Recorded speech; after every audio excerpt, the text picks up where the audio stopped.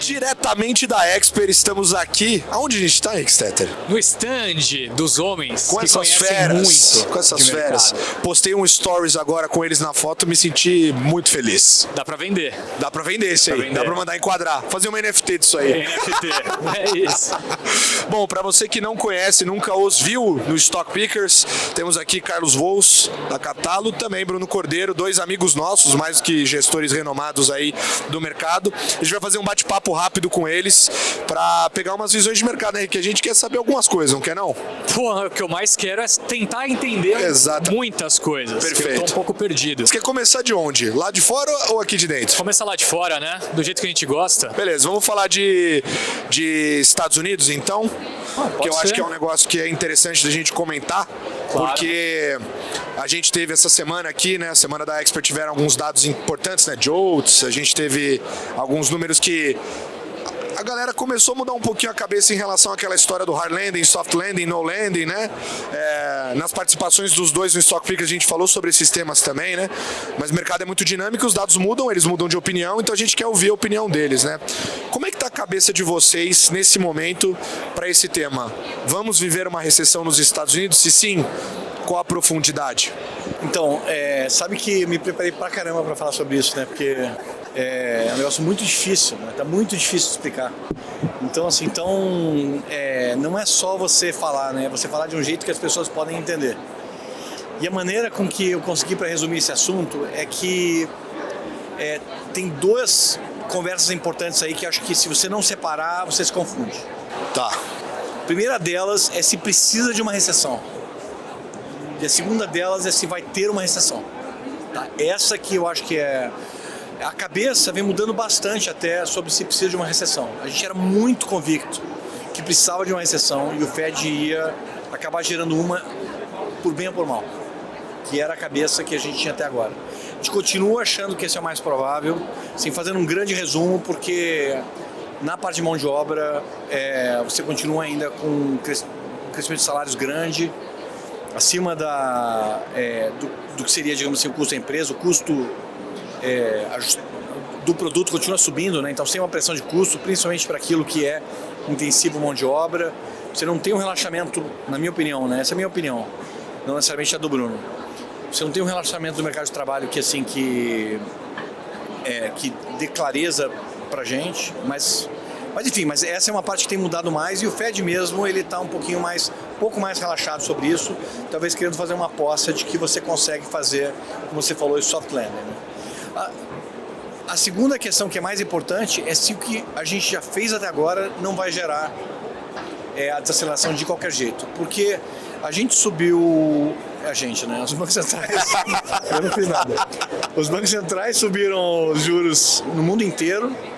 Em termos de delta, um dos maiores deltas que a gente já viu. Você tem aí um processo contratado desse aumento andando na cadeia. Se você olhar os dados, você tem um conjunto de dados que ainda não aponta para um relaxamento do mercado, mas que aponta para efeitos dessa alta e uma desaceleração. Você tem na margem pequeno movimento na direção da desaceleração, assim, principalmente em China, Europa, etc. Então, eu tenho a impressão de que nesse segundo lado as coisas estejam andando um pouquinho mais na direção da desaceleração, mas ainda eu acho que esse momento, tradicionalmente, ele é muito cheio de chacoalho. A gente já viu isso acontecer antes. Há 3 meses atrás eu estava convicto que a desaceleração estava na porta. Tinha um conjunto ainda mais impressionante de dados apostando na desaceleração. Na época eu achava que o mercado de trabalho americano estava mostrando já um momento agudo de virada, que depois a gente viu que era fraude. Então, assim, algum cuidado nisso. Enfim, eu sei que eu vou falar, talvez, assim, muito do que o Bruno falaria de qualquer jeito, né? Mas outro ponto que eu acho que atrai a gente para esse tema é o preço. Abriu bem. Tá? Então, assim, esse é um outro ponto importante que não dá para separar o preço, tá? Então essa basicamente é a visão. Olha que eu me esforcei muito para resumir, tá? Deu para ver. Deu pra ver. Então, Mas acho que até para complementar, antes de puxar Brasil, vou jogar uma pro Bruno, que é o seguinte, tem um ponto que eu vejo pouca gente falando, que é a questão fiscal no mundo, né?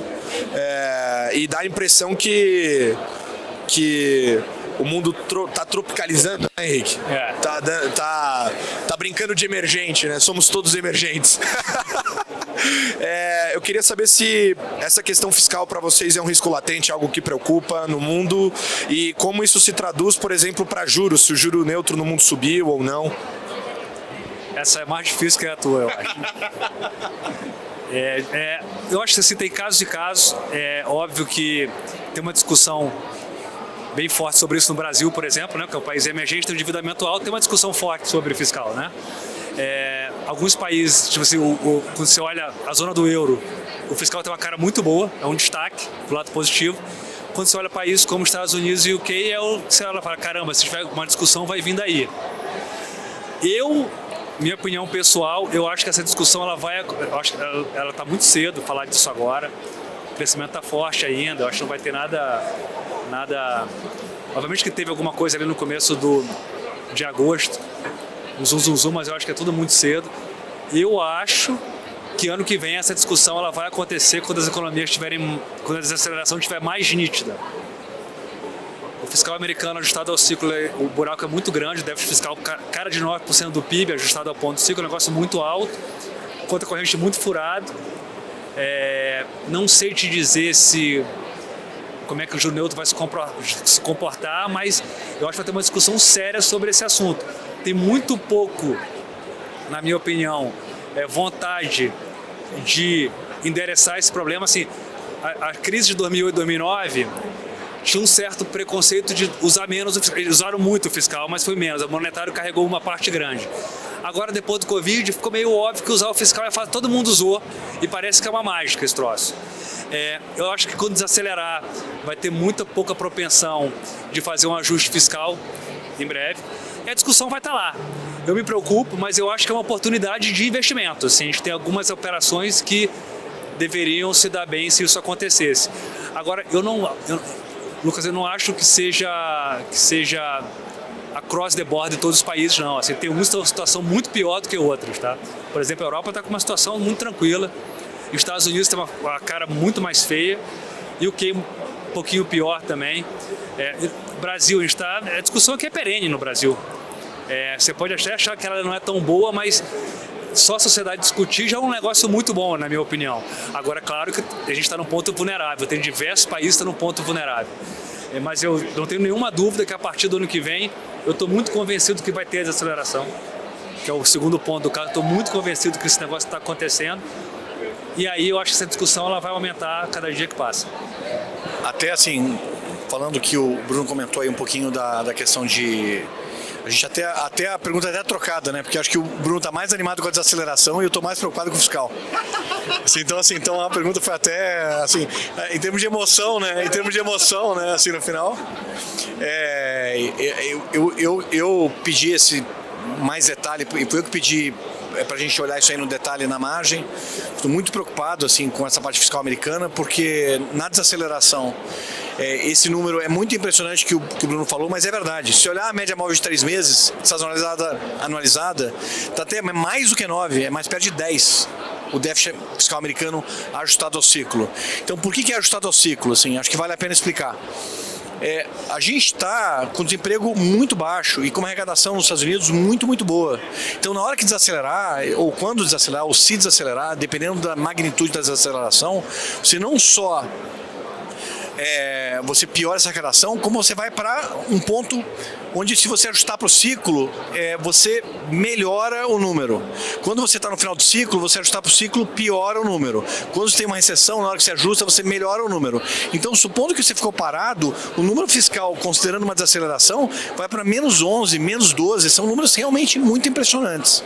Só para ter uma ideia, quando a gente teve aquela, também assim, foi provocado por uma desaceleração muito, muito forte, que foi em 2009, 2010, o fiscal ele rodava a 9, mas ajustado ao ciclo era só 3. Então, assim, o buraco fiscal que deixou as pessoas ultra preocupadas lá em 2008, 2009 não é comparável com o que a gente tem agora. O que a gente tem agora é muito pior, mas muito, né? O que leva a duas conclusões. Eu queria falar um pouco sobre quais são as teses de investimento que eu acho que são mais ligadas a isso. O primeiro seria, eventualmente, algum questionamento relativo dos Estados Unidos, como o Bruno falou, em relação aos outros países. Mas o segundo seria uma primazia da política monetária para tentar reacelerar. Se as pessoas vão tentar fazer o fiscal, talvez façam um pouco, mas acho que vai ficar muito claro que não tem espaço. Então acho que as pessoas vão ter que usar a política monetária. Isso significa um pouco mais de vol de juros, porque foi o contrário no Covid. No Covid você estava no juro zero, você não tinha nenhum mecanismo. E você usou só a política fiscal. E nessa desaceleração, eu acho que se acontecer e for significativa, eu acho que o único mecanismo que você vai ter vai ser o juro. Eu queria fazer perguntas mais rápidas e superficiais. Boa! Indo direto ao ponto, assim, eu queria escutar de cada um de vocês qual que é uma operação atualmente que você tem muita confiança e uma que você não faria nem a pau. Dado o cenário de qualquer lugar do mundo, de qualquer região, qualquer classe de ativo. Uma que você tem convicção que pode dar certo e outra que você não tomaria esse risco agora, digamos assim. Então vamos começar pela mais fácil, que aqui eu não faria nem a pau. Assim, eu acho que eu não nesse cenário de fiscal, etc., eu não teria posições que apostasse, que dependesse, digamos assim, da trajetória fiscal de longo prazo brasileira. Em particular, questionamentos a respeito de inflação implícita. Assim, eu, nesse momento, já tive comprado em inflação implícita, não estou no momento, mas eu acho que é um cenário muito difícil para você tentar se apoiar em valores nominais. Então, assim, eu, por exemplo, tenho mais facilidade de aplicar o juro real de longo prazo, porque eu acho que, assim, que eventualmente numa crise um pouco mais alta acontece até o contrário, a inflação vai um pouquinho mais rápida, mas eu teria muita dificuldade de ter na minha carteira ativos nominais de longuíssimo prazo, porque eu acho que o cenário é muito aberto para isso e eventualmente você pode ter alguma contaminação da discussão fiscal lá de fora aqui para dentro, tá? Então, esse é o primeiro ponto. A posição que eu acho mais interessante, é a posição que eu tenho carregado há muito mais tempo, é uma posição de inclinação nos Estados Unidos. Eu acho que, assim, que se essa desaceleração acontecer, eu prefiro ela em relação a aplicar, eu gosto de aplicar também, mas eu prefiro ela em relação ao aplicado porque, como eu falei, eu acho que é o grande instrumento que a gente tem, os juros, se desacelerar o mundo, principalmente nos Estados Unidos, e acho que a curva, exatamente por causa do fiscal do outro lado, vai ficar muito, muito empinada. Então a gente tem, talvez, argumentos muito fortes numa direção e argumentos muito fortes na outra, numa curva que é relativamente flat, ou seja, que o custo de você fazer isso é relativamente baixo. Então tem uma questão de timing nessa operação, que é super sensível, mas eu gosto demais. Boa. Você, Bruno? Vou falar vou falar uma macro e uma micro, que a gente tem hoje em dia, né? A macro a gente está aplicado em diversos países, a gente está acreditando que a desaceleração vai vir. Eu acho que eu perco pouco se ela demorar a vir, porque os preços são muito bons. Tudo meio líquido, meio barriga da curva, um pouco inclinado também. Então, assim, isso acho que é uma das operações que a gente tem no macro de maior convicção. No micro, essa operação short grãos comprado em óleo a gente adora. Acho que o fundamento, a gente reduziu um pouco na margem, mas o fundamento está acontecendo conforme a gente achava que ia acontecer, obviamente que demorou pra caramba, como vocês sabem, a gente ficou nesse trade do óleo no primeiro semestre, que está acontecendo agora nada mais que é parecido com o que estava desenhado na planilha 6 meses atrás, mas está acontecendo só agora e o preço só foi reagir agora. Grãos, a super safra de milho, está bastante convencido que tem mais downside. O que eu não faria hoje é um trade que é meio... eu não quero fazer esse trade no curto prazo, mas tem uma chance da gente fazer ele. O short China, eu acho uma maluquice aqui. Na nossa cabeça lá, eu acho que o mercado de real estate ele já sofreu bastante, quando você vê em quantum. A discussão de que vai ter um Lehman Moment pode acontecer, certo? A probabilidade, mas eu acho que é baixa lá dentro. Quem gosta de moral hazard é os Estados Unidos. Eles aprenderam depois da Lehman que moral hazard pode dar problema. A gente nunca sabe muito bem como é que termina. Eles não vão deixar acontecer, eu acho. E os valores são muito baratos. Então, assim, shortear a bolsa da China, porque tá incrível, eu acho uma loucura. Nossa inclinação é comprar acreditando que a gente está próximo do fim e que o processo de criar confiança, aumentar o animal spirit na China vai passar pelo mercado de capitais, não vai passar por um fiscal grande, bazuca, como aconteceu no passado, não vai ser isso, não vai ser, eu acho que via incentivar investimento no mercado de capitais, as empresas, as ações estão muito baratas, o mercado de capital está muito oversold, eu não ficaria short de jeito nenhum, porque a China está em crise. Boa. E do meu lado eu tenho só mais uma pergunta, que é para quem não acompanhou ainda as nossas entrevistas, eu não sei se essa vai ser a primeira que a gente vai divulgar, diga-se de passagem, mas nós pretendemos fazer uma pergunta super superficial para os nossos convidados e vocês podem responder do jeito que acharem melhor. A pergunta é a seguinte, Carlos, e o Brasil, hein? O Brasil é o lugar que a gente vive, né? A gente tem que torcer sempre, trabalhar para isso aqui ser cada vez melhor, porque porque se os fatos não ajudam, a gente torce mais.